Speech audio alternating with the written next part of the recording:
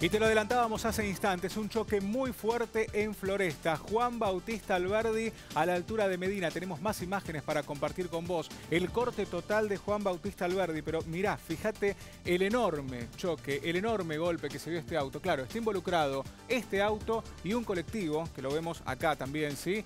Choque entonces entre un auto, un colectivo y un vehículo más particular en Juan Bautista Alberdi a la altura de Medina. El corte es total de la calle Medina, el corte es parcial de la avenida Juan Bautista Alberdi. Se están haciendo tareas de peritaje en el lugar. Atención con esto, en Floresta, enorme choque y obviamente demoras sobre la calle Medina para poder moverse en sentido a Juan Bautista Alberdi por este accidente.